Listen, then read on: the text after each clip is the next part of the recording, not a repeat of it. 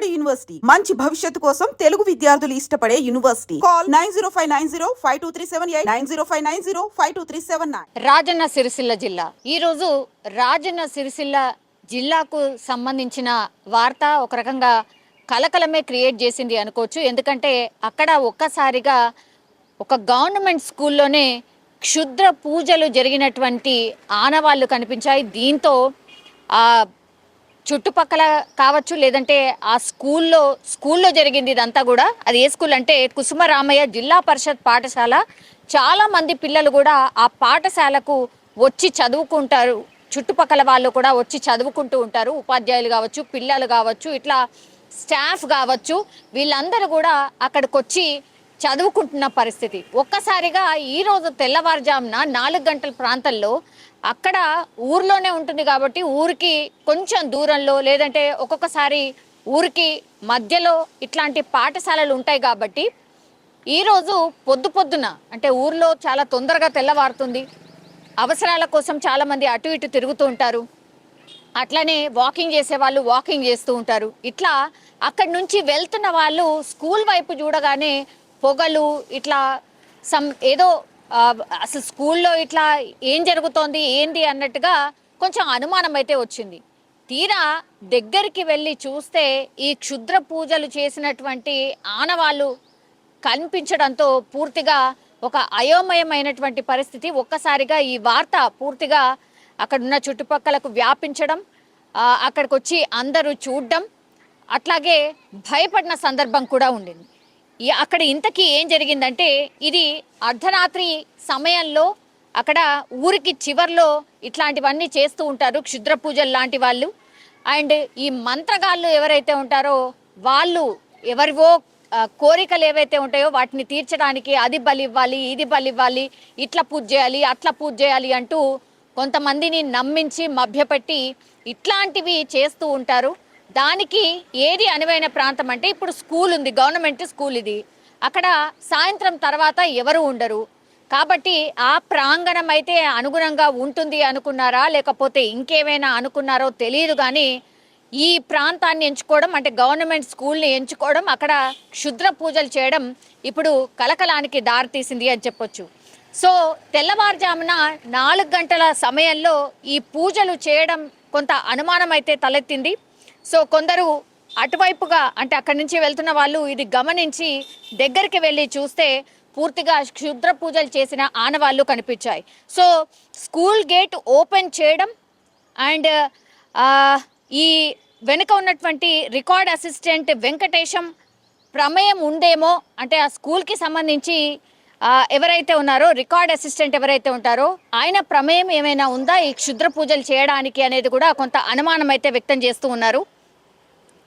అక్కడ ఈ వెంకటేశం కనిపించాడు, వీళ్ళు గమనించి దగ్గరికి వెళ్లే లోపే పారిపోయాడు అనేటువంటిది అక్కడ ఉన్నటువంటి ప్రత్యక్ష సాక్షులు అయితే చెప్తున్నారు. సో ప్రభుత్వ పాఠశాలలో ఇట్లాంటి ఘటనలు జరగడంతో ఇప్పుడు ఎవరైతే పేరెంట్స్ ఉంటారో వాళ్ళు భయపడిపోతున్న పరిస్థితి, అట్లాగే ఈ ఉపాధ్యాయులు ఎవరైతే ఉంటారో వాళ్ళు కూడా అక్కడ పని చేయాలంటే భయపడిపోతున్న సిచ్యువేషన్ అయితే కనిపిస్తోంది.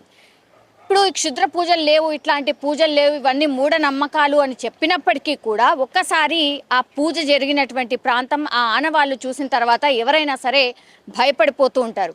సో అక్కడ కూడా అదే జరిగింది. సో పూజల కోసమే పాఠశాల గేట్లు ఓపెన్ చేసిర్రా, దీని వెనుక ఎవరి ప్రమేయం ఉంది, ఈ పూజలు ఎవరి కోసం ఎందుకు చేస్తున్నారు, పాఠశాల పిల్లల్నే టార్గెట్ చేసి ఈ పూజలు చేశారా, ఇట్లా రకరకాల అనుమానాలు అయితే వ్యక్తం అవుతున్నాయి. సో బలి పూజపై ఈ రికార్డ్ అసిస్టెంట్ వెంకటేశం ఎప్పుడైతే అడిగే ప్రయత్నం చేసిండ్రో ఆయన ఏం చెప్పకుండా అక్కడి నుంచి మెల్లిగా జారుకున్నటువంటి పరిస్థితి ఉంది అని ప్రత్యక్ష సాక్షులు కూడా చెప్తున్నారు.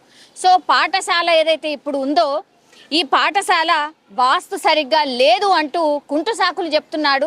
ఈ క్షుద్ర పూజలు ఏంటి, ఇట్లా ఎందుకు జరుగుతుంది ఏంటి అని ఆ వెంకటేశాన్ని అడిగితే ఇక్కడ వాస్తు సరిగ్గా లేదు, ఈ పాఠశాలకు ఏదో శని పట్టింది, అందుకని వాస్తుకి సంబంధించి ఏదైనా కీడ ఉంటే కూడా పోతుంది అని, అందుకే ఇట్లాంటి పూజలు చేస్తున్నట్టుగా చెప్పకనే చెప్తున్నట్టుగా ఇప్పుడు అక్కడ ఉన్నటువంటి వాళ్ళు పబ్లిక్ ప్రశ్నించినప్పుడు చెప్పినట్టుగా అక్కడ ఉన్నటువంటి వాళ్ళు చెప్తున్నారు. సో ప్రశ్నలకు పూర్తిగా కరెక్ట్గా సమాధానాలు చెప్పట్లేదు అనేసి కూడా చెప్తున్నారు. సో పూర్తిగా దీని వెనకాల ఇప్పుడు ఎవరైతే వెంకటేశం ఉన్నాడో ఈ వెంకటేశమే ఇదంతా దగ్గరుండి చేయించాడా అనేటువంటి అనుమానాలు అయితే వ్యక్తం అవుతున్నాయి.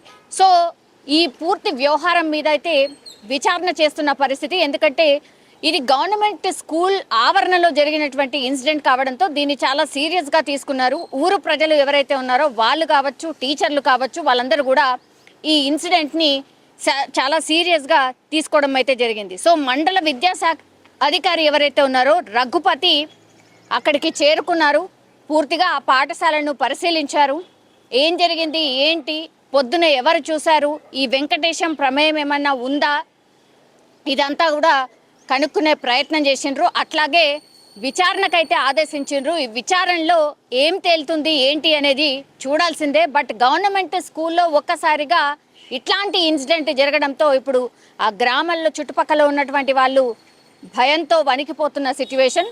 ఈరోజైతే స్కూల్కి కూడా ఎవరు రాకుండా వెళ్ళిపోయినటువంటి సిచ్యువేషన్ అయితే కనిపించింది. కానీ ఇట్లాంటి మూఢనమ్మకాల వల్ల ఈ వాస్తు దోషాలు పోతాయనో, లేకపోతే ఏమైనా కీడుంటో తొలగిపోతుందనో, ఏదో బలిస్తే పూర్తిగా మన మీద ఉన్నటువంటి కీడు తొలగిపోతుందనో, ఇట్లాంటి పూజలు చేయడం వల్ల ఇది ఏమాత్రం కరెక్ట్ కాదు, ఆర్ ఇట్లాంటివి జరగవు, వీటిని నమ్మకండి అని ఎన్ని అవగాహన కార్యక్రమాలు చేపట్టినా కూడా ఇంకా కూడా ఈ ఊర్లలో గ్రామాలనే కాదు, నిజం చెప్పాలంటే సిటీలో కూడా అక్కడక్కడ ఈ క్షుద్ర పూజలు లాంటివి జరుగుతున్న సందర్భాలు కూడా చాలానే కనిపిస్తున్నాయి. మొన్న అయితే ఏకంగా వైజాగ్లో ఒక అపార్ట్మెంట్లోనే ఇట్లాంటి పూజలు జరిగినటువంటి సిచ్యువేషన్. సో చదువుకున్న వాళ్ళు కూడా ఇట్లా మూఢనమ్మకాల్లో పడిపోయి, మూఢనమ్మకాలలో కొట్టుకుపోయి ఇట్లాంటి పూజలు చేయడం ఏంటి అనేది కూడా ఇప్పుడు చాలా మంది మాట్లాడుతున్న సిచ్యువేషన్ అయితే కనిపిస్తోంది. కానీ పూర్తి విచారణ చేసిన తర్వాత దీని వెనకాల ఎవరున్నారు, అసలు క్షుద్ర పూజలు చేయడానికి రీజన్ ఏంటి,